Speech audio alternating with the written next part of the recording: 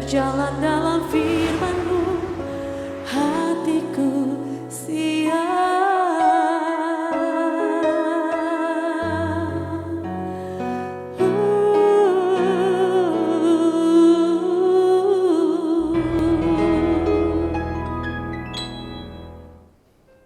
Salam, God Lover yang dikasihi oleh Tuhan Yesus. Senang boleh kembali berjumpa dengan saudara dalam program Raise and God malam hari ini bersama Diaspora TV.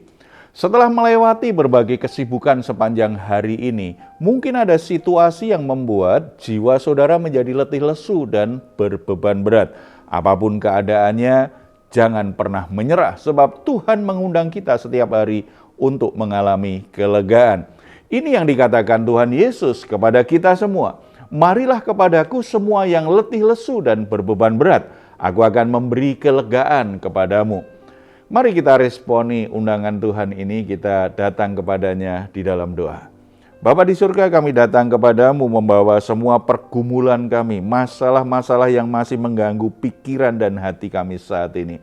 Kami sangat percaya Engkau akan memberi kelegaan, ketenangan hati, kekuatan hati, jalan keluar terbaik Tuhan akan berikan. Sungguh iman kami mengatakan bahwa masalah-masalah kami akan terselesaikan satu persatu dan kami bisa istirahat dengan baik malam hari ini. Bapa, sebelum kami beristirahat, kami rindu mendengar suara-Mu. Mari Engkau berbicara di hati kami secara pribadi dalam nama Tuhan Yesus. Amin. Jika saat ini saudara diberi kesempatan untuk boleh meminta apa saja kepada Tuhan, kira-kira apa yang akan saudara minta kepadanya? Apakah itu kekayaan? Apakah itu uang yang berlimpah-limpah? Apakah itu kekuasaan yang besar? Atau rumah bak istana? Pasangan yang sangat ideal? Atau keturunan, anak-anak yang manis yang membuat kita bangga kepadanya.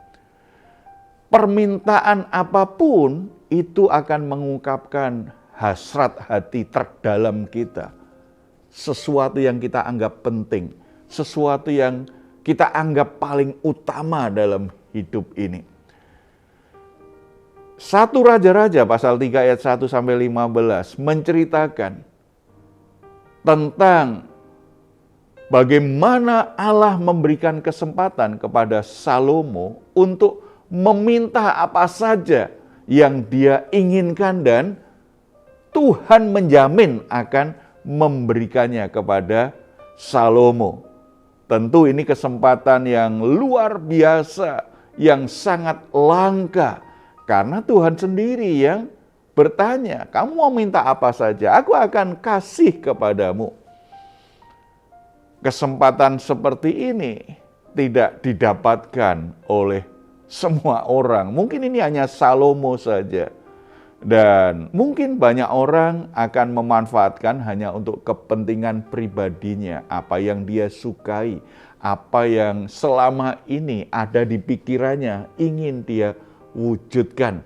Sesuatu yang hanya sekedar memuaskan hasrat hatinya. Tetapi tidak demikian dengan Salomo. Raja Salomo meminta sesuatu yang lebih utama, sesuatu yang lebih baik dari semuanya. Fokusnya tidak hanya dirinya sendiri ternyata, atau sesuatu yang bersifat sementara, tetapi sesuatu yang lebih mulia. Salomo tidak memanfaatkan apa yang ditawarkan Tuhan itu dengan sembrono. Dia meminta sesuatu yang sangat indah. Apakah itu? Mari kita membaca perikop kita ya. Ayat 5 tadi, dalam mimpi Tuhan berkata, mintalah apa yang hendak kuberikan kepadamu. Lalu Salomo berkata di ayat 6, Engkaulah yang telah menunjukkan kasih setiamu yang besar kepada hambamu Daud, ayahku, sebab ia hidup di hadapanmu dengan setia, benar dan jujur terhadap engkau. Dan engkau telah menjamin kepadanya kasih setia yang besar, itu dengan memberikan kepadanya seorang anak yang duduk di tahtanya seperti pada hari ini. Maka sekarang ya Tuhan Allahku, Engkaulah yang mengangkat hamba-Mu ini menjadi raja menggantikan Daud ayahku, sekalipun aku masih sangat muda dan belum berpengalaman. Demikianlah hamba-Mu ini berada di tengah-tengah umat-Mu yang Kau pilih. Suatu umat yang besar yang tidak terhitung dan tidak terkira banyaknya. Maka berikanlah kepada hamba-Mu ini hati yang faham menimbang perkara, untuk menghakimi umat-Mu dengan dapat membedakan antara yang baik dan yang jahat. Sebab siapakah yang sanggup menghakimi umat-Mu yang sangat besar ini? Ini luar biasa sekali, karena Salomo tidak minta kekayaan. Salomo tidak meminta fasilitas yang lebih mewah. Salomo tidak meminta umur panjang. Salomo tidak meminta supaya dia perkasa, kuat, dan bisa mengalahkan kerajaan-kerajaan lain supaya kekuasaannya bertambah besar. Tidak. Salomo sadar dia masih sangat muda. Dia belum berpengalaman, tetapi Salomo sungguh-sungguh ingin menjadi raja yang baik bagi rakyatnya, menjadi raja yang bijaksana bagi rakyatnya, menjadi raja yang sesuai dengan kehendak Tuhan. Makanya dia meminta hikmat kepada Tuhan. Berikanlah kepada hamba-Mu ini hati yang faham menimbang perkara. Saudara, kata hati di sini lebih dekat dengan kata budi yang mencakup juga emosi-emosi dan kehendak serta putusan untuk membedakan antara yang baik dan yang jahat. Jadi Salomo lebih memilih untuk memperoleh hikmat sehingga dia bisa menimbang-nimbang, dia bisa menilai, dia bisa membedakan mana yang salah dan benar. Kalau ini dia miliki, dia akan menjadi raja yang penuh dengan kebijaksanaan, bisa membuat keputusan-keputusan yang benar untuk menghakimi rakyatnya. Artinya, untuk menyelesaikan masalah-masalah yang ada di rakyatnya, di kerajaannya. Saudara-saudara, apakah pilihan hidup saudara selama ini lebih daripada kepentingan orang lain untuk jangka panjang yang lebih mulia, atau hanya kepentingan diri sendiri, kepentingan sesaat? Seringkali ada godaan ketika kita punya kekuasaan, ketika kita menduduki jabatan yang tinggi, baik itu di masyarakat, di pemerintahan, di perusahaan, termasuk dalam pelayanan gerejawi. Ada godaan kita aji mumpung, memikirkan sesuatu, gimana aku mendapatkan keuntungan lebih besar lagi, di mana aku dapat kesempatan, keuntungan lebih baik lagi. Kita lupa bahwa jabatan, kekuasaan itu adalah anugerah Tuhan yang harus kita kelola dengan bijaksana. Di situ kita membutuhkan hikmat yang dari Tuhan. Seperti Salomo sadar dia masih sangat muda, belum berpengalaman. Yang paling dibutuhkan bukan kekuasaan atau pasukan atau senjata yang lebih besar, tetapi hikmat yang dari Tuhan. Kemudian Tuhan meresponinya dengan mengkaitkan bahwa ternyata hikmat itu sangat menyatu, melekat dengan namanya pengertian. Kita baca ayat 11. Jadi berfirmanlah Allah kepadanya, oleh karena engkau telah meminta hal yang demikian dan tidak meminta umur panjang atau kekayaan atau nyawa musuhmu, melainkan pengertian untuk memutuskan hukum. Ayat 12, maka sesungguhnya aku melakukan sesuai dengan permintaanmu itu, sesungguhnya aku memberikan kepadamu hati yang penuh hikmat dan pengertian, sehingga sebelum engkau tidak ada seorang pun seperti engkau, dan sesudah engkau takkan bangkit seorang pun seperti engkau. Saudara-saudara, selain hikmat, Salomo diberikan kemampuan untuk mengerti, untuk memutuskan hukum. Tidak hanya hukum kerajaan, tetapi hukum yang selaras dengan hukumnya Tuhan. Kata hukum di sini bukan sekedar norma-norma yang dicanangkan oleh manusia dan untuk mengatur hubungan antar manusia di masyarakat, tetapi juga bicara tentang suatu asas ilahi untuk memutuskan berbagai hal. Salomo menginginkan bahwa keputusannya bukan saja memenuhi standar manusia, tetapi juga sesuai dengan standar Allah. Ini sungguh luar biasa karena dia ingin menjadi raja yang sungguh-sungguh sesuai dengan apa yang Tuhan kehendaki. Adakah keputusan yang saudara ambil selain menyenangkan hati manusia juga sesuai dengan kehendak Tuhan?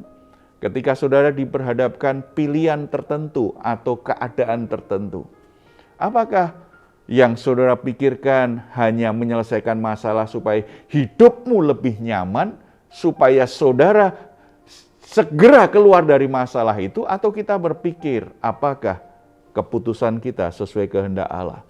Bukan hanya sesuai kehendakku, tetapi sesuai kehendak Tuhan.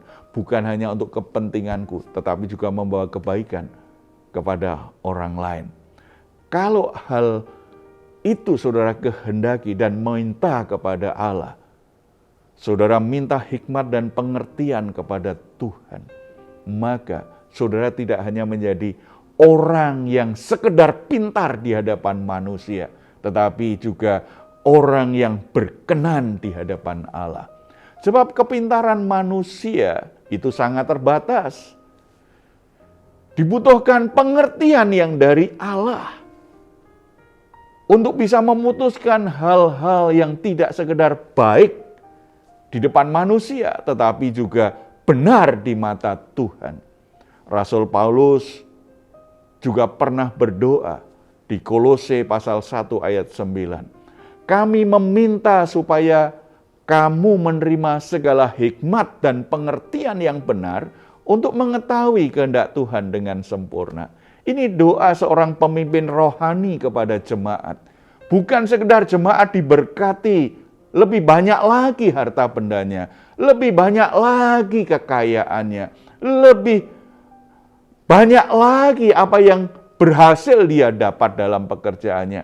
Bukan sekedar itu, tetapi Paulus sebagai pemimpin rohani sungguh-sungguh berdoa supaya jemaat itu menerima segala hikmat dan pengertian yang benar, supaya bisa mengerti kehendak Tuhan. Kiranya hal ini mengajar kita semua. Mungkin di antara saudara ada yang sedang bergumul untuk membuat keputusan, bergumul untuk memilih sesuatu, diperhadapkan keadaan yang sulit untuk memutuskan. Yang saudara butuhkan apa? Hikmat Tuhan. Saudara memiliki hikmat Tuhan dan pengertian, supaya saudara akhirnya bisa bedakan mana yang salah, mana yang benar, mana kehendak Allah, mana yang sekedar kehendak manusia. Dan akhirnya biarlah Roh Kudus memimpinmu membuat keputusan yang benar, yang tepat, yang lebih baik dari yang selama ini saudara pikirkan. Kita bersatu dalam doa. Bapa di surga, sungguh kami membutuhkan hikmat Tuhan. Dalam perjalanan hidup kami, ada banyak kebingungan, kesulitan untuk membuat keputusan yang benar. Betapa sering kami membuat keputusan yang salah. Akibatnya hidup kami menjadi sangat bermasalah. Biarlah Roh Kudus menaruh hikmat dan pengertian kepada setiap anak-anak-Mu yang saat ini bergabung dengan Resen God. Berikan hikmat pengertian kepada para orang tua untuk bisa membangun rumah tangganya dengan baik, mendidik anak-anaknya dengan baik. Berikan hikmat dan pengertian kepada suami istri supaya mereka boleh memutuskan hal-hal yang benar, sehingga pernikahan mereka semakin harmonis dan diberkati Tuhan. Berikan hikmat dan pengertian kepada hamba-hamba Tuhan yang melayani, para pelayan Tuhan, supaya keputusan-keputusan dan pelayanan-pelayanan yang mereka rencanakan itu sesuai dengan kehendak Tuhan, sehingga pelayanannya akan bertumbuh dan berbuah bagi kemuliaan nama Tuhan. Berikan hikmat dan pengertian kepada para pengerja, orang-orang yang berbisnis, berdagang, orang-orang yang menjalani hidupnya di perusahaan, bekerja di satu perusahaan, atau dia jadi pejabat di pemerintahan. Tuhan berikan hikmat dan pengertian kepada mereka, supaya keputusan-keputusan yang mereka buat, keputusan yang selaras dengan kehendak Tuhan, dan diberkati oleh Tuhan. Supaya mereka tidak salah membuat keputusan dan bisa berakibat fatal dan buruk, tidak hanya untuk hidupnya, tetapi untuk apa yang sedang mereka lakukan maupun tanggung jawabnya jadi berantakan. Hikmat pengertian berlimpah-limpah Tuhan berikan kepada kami semua. Terpuji namamu dalam nama Tuhan Yesus. Amin. Jika saat ini saudara atau keluarga sedang mengalami pergumulan dan membutuhkan dukungan doa, di layar saudara ada nomor telepon yang bisa saudara hubungi. Tim doa kami akan mendoakan saudara semua. Silahkan juga jika saudara ingin memberikan komentar, tuliskan komentar saudara di ruang komentar yang ada di channel Diaspora TV. Puji Tuhan, sebelum kita berpisah, mari kita mengucapkan bersama-sama Mazmur 4 ayat 8 sampai 9. Engkau telah memberikan sukacita kepadaku lebih banyak daripada mereka ketika mereka kelimpahan gandum dan anggur. Dengan tentram aku mau membaringkan diri, lalu segera tidur, sebab hanya Engkaulah ya Tuhan yang membiarkan aku diam dengan aman. Puji Tuhan, selamat beristirahat. Doa saya untuk saudara semua malam hari ini, saudara sungguh-sungguh boleh mengalami Rest and God. Tuhan Yesus memberkati kita semuanya. Salam. Hatiku